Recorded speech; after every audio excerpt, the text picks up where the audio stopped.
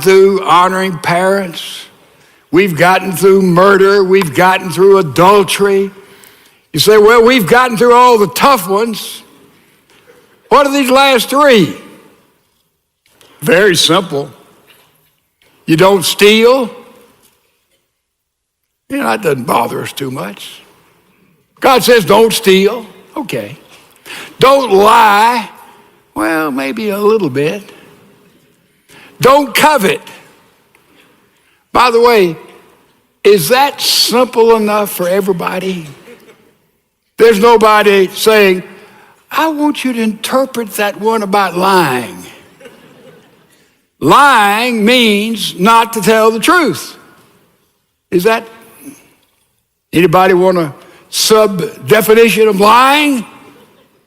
This is truth. This is not telling the truth. And you take truth and you don't tell the truth. It's called a lie. Stealing. I'd like some interpretation. If you and I take something that doesn't belong to us, that's stealing. It's not yours, it's mine, it's somebody else's. God says, don't steal. The last one, boy, we really seemingly get off easy here. Don't covet. Covet means to passionately long for something. Don't covet your neighbor's car. To covet doesn't mean you want a car like your neighbor. It means you want your neighbor's car. So maybe we could skip through coveting, and these last three, the choir and orchestra, when they perform for us, usually they start off da, da, da, da, da, very minor, very passionate, and then it builds to a crescendo. Have you noticed? Normally, bang, you end up. And it looks like God would handle the commandments like that. He'd start off easy, maybe with these last three, stealing, lying, coveting, But he ends up with these last three. And instead of being something that really we don't relate to, I think you'll say, it may have been a good idea for us not to go to church today. Stealing. Did you ever see The Sting?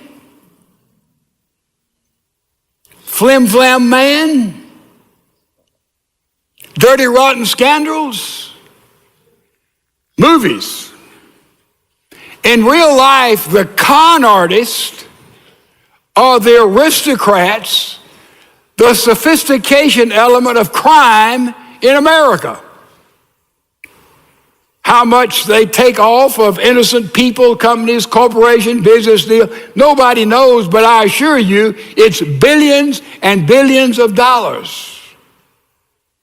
Professional, intelligent plots, highly precisionized.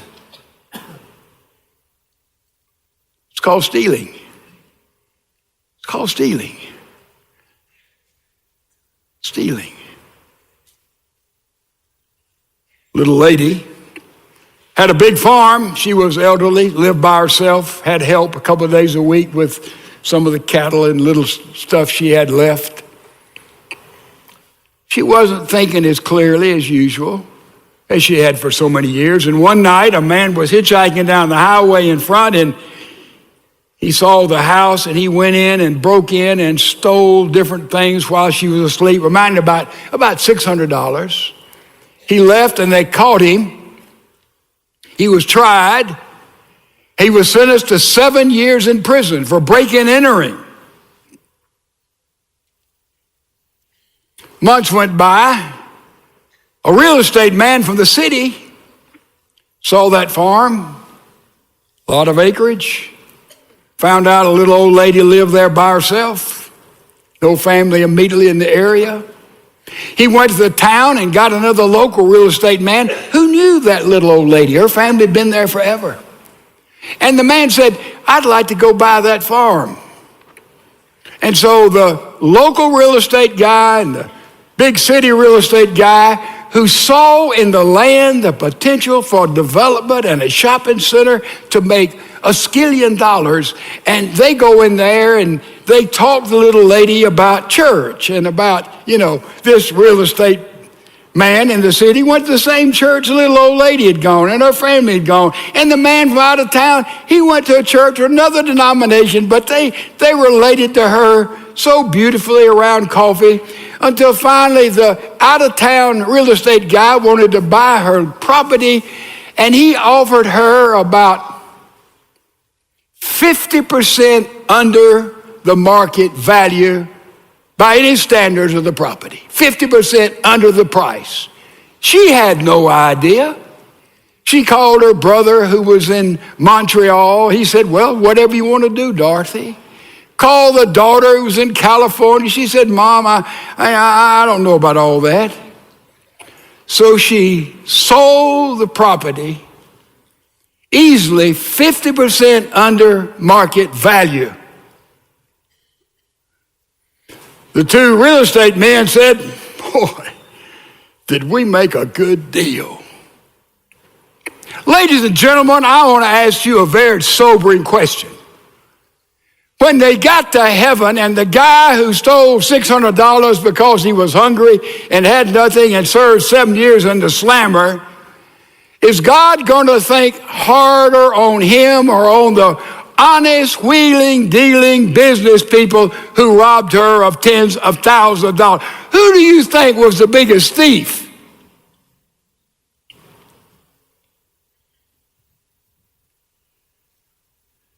God says, don't steal. You say, well, I don't steal. Did you know that about 2% of the profits are taken away from every restaurant in the country because people take condiments, sugar, mustard, ketchup? I know none of us have ever done that. I mean, I'll probably just preaching to the choir. Stealing. Taking something that's not yours. Most companies and corporations, the biggest problem they have with the bottom line is the employers take away. They pad the expense account. They take away pencils, pens, facilities. Oh, they've got plenty of it. They don't miss it. They don't care. And it adds up and it adds up and it adds up and it adds up. Well, I got some money coming in. The government won't know anything about this. I'll not report this. By the way, they throw away all that money anyway, and they're all crooks, and so I'm not going to report this. What kind of stealing is that? Remember, I was in college. One semester, hard course, tough. A lot of exacting things you had to learn. One test determined the grade. He handed out this test. He said, I want you to take this test home and give it to yourself and grade yourself. And all my buddies looked around and said, whoo, boy, we'll take this test home and we'll, take it on our own. And some crazy student said, Professor, we'd like to ask a question. What about cheating? Take the test at home by yourself. Grade the test yourself and bring it back in. What about cheating? You know what the professor said?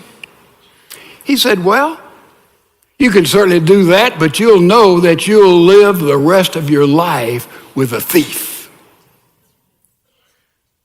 Ooh. That dropped most of our letter grades about a whole notch.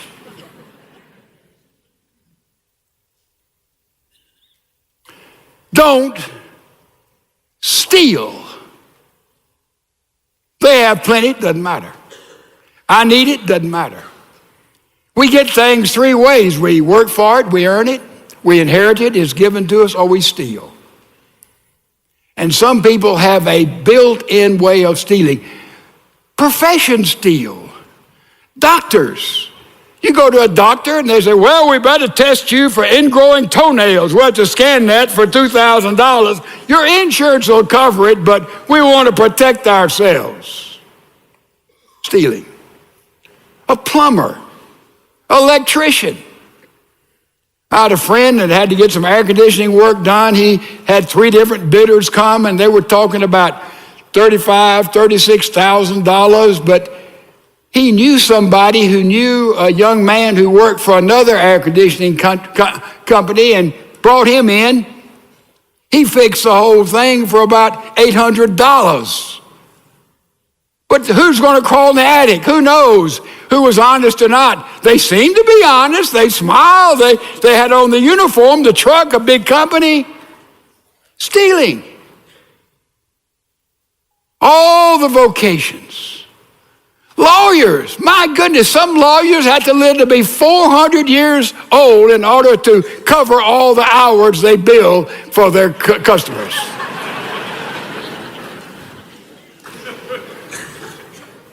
Stealing. God says, don't steal. You got that one? Then God says, don't lie. And look at this lying that we have. At age 4, 90% of children have learned the concept of lying. My boys were prodigies. They learned earlier than that. An estimated 60% of adults cannot have a 10-minute conversation without lying at least once. Within 10 minutes, the average of 3 lies were told.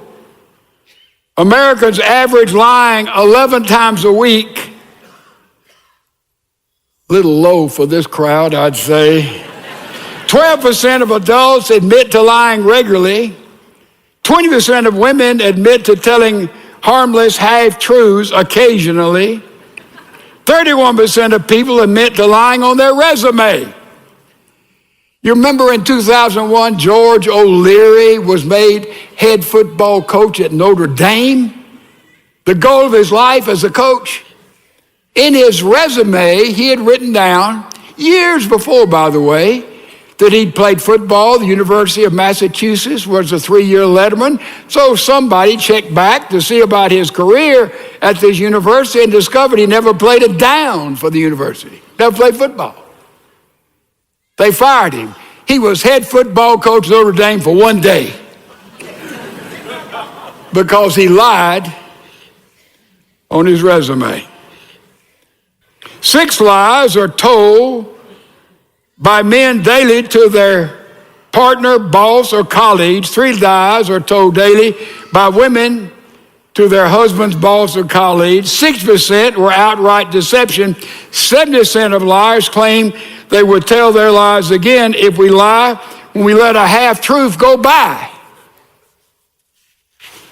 Well, it looks like we've got a problem with lying. A big problem with lying.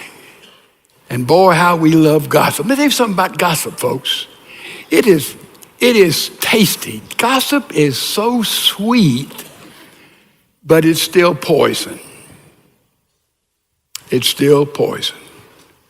We always have to ask, is it true? Is it helpful? Is it necessary? And don't cover it with prayer. Oh, I want you to pray for Billy. Let me tell you what's going on with Billy. More godliness is done through false piosity than you'll ever imagine in the church. Is it true? Is it helpful? Is it necessary? A member of our church a few months back was eating at Luby's.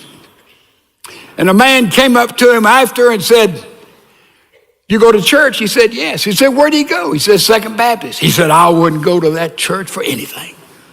And this man, whom I know quite well, said, well, why? He said, well, that pastor, he's got that big jet plane he flies around in.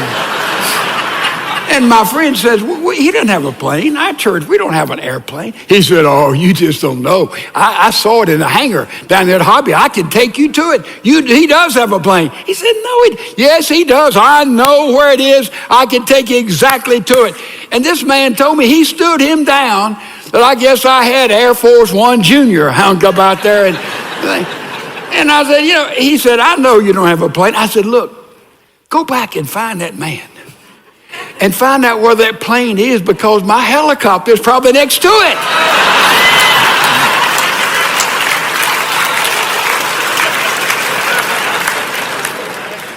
For somebody who didn't half listen, we don't have any of that.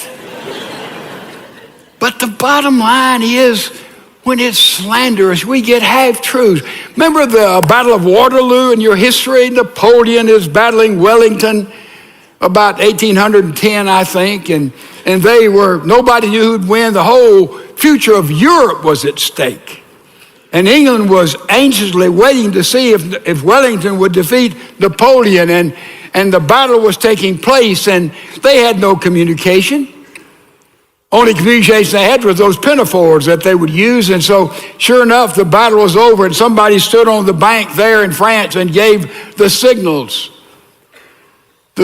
all the way to England. And he said, Wellington defeated, and the fog set in. News went all over England. We've lost. General Wellington has lost. We've lost. General Wellington has lost. Went all over England. Then the fog lifted, and the man sending signals, he says, Wellington defeated the enemy. Totally different story. God says, tell the whole truth. To tell a half-truth or to be silent sometimes is lying. Well, I don't want to get involved. Tell the truth.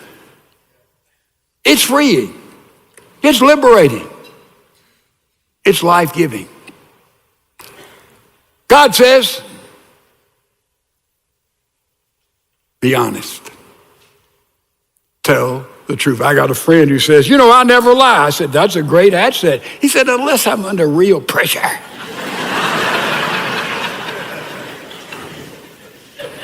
The last thing he says, don't covet. Don't covet. And I thought, well, this is one I escape on. I don't covet. I rejoice in people's success, what they do. That's just not a part of me. Then I realized that down underneath coveting, and it's a sin you can't see. Most of the other commandments, we break them, it's pretty obvious. Boy, this one you don't see. You covet what is not yours. You don't see it. And then I thought about identity theft. That's a big thing. In 2017, there were 17,200,000 reported identity thefts. We know what that is, some kind of cyber crime that they take your bank card, your credit card, your driver's license, your social security, and they assume your identity, and they take a lot of money out. Identity theft is a big, big thing in our world today. How many of you in one way or another have been involved? I have in that. Lift your hand. My goodness, it's really something, isn't it? Identity theft. By the way, is this a new crime, sort of a new crime in recent days? You think it is? Not really. You know where it goes back to? The Garden of Eden.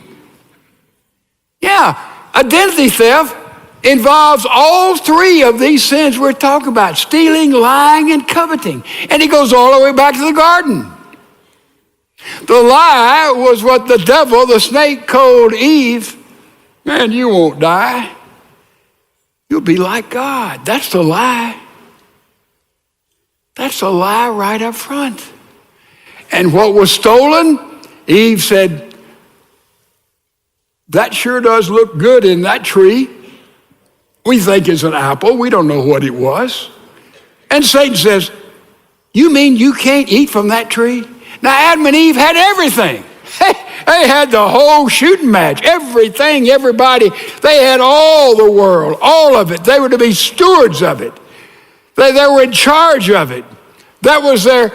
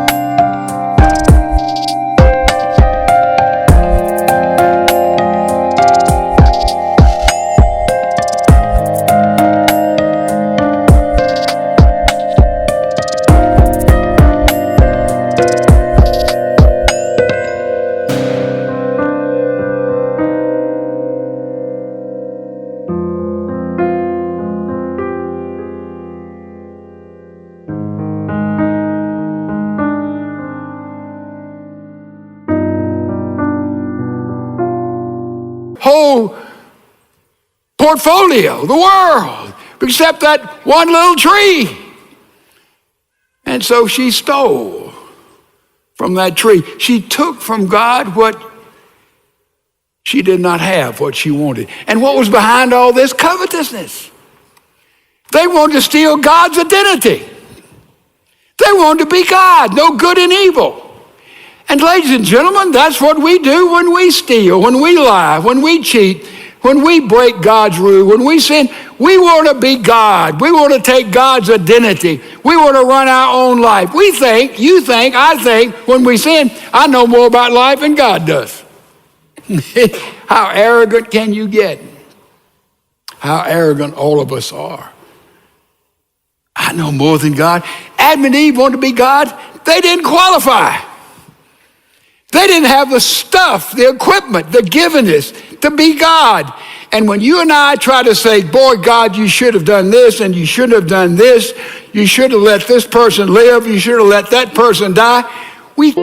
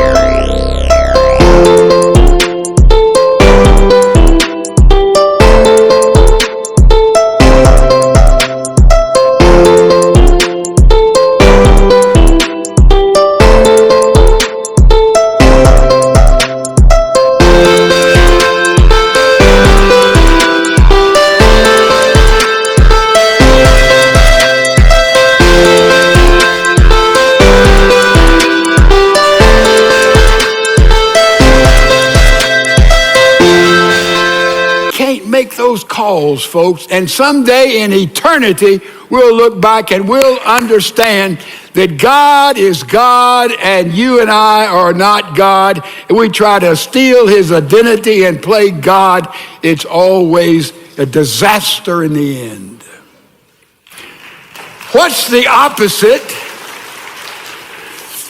What's the opposite of covetousness? The word covetous, remember, means to be passionate about something. What's the opposite of being covetous? It's being contented, isn't it? Yeah. To be content. A 14-year-old boy wrote this. Listen. It was spring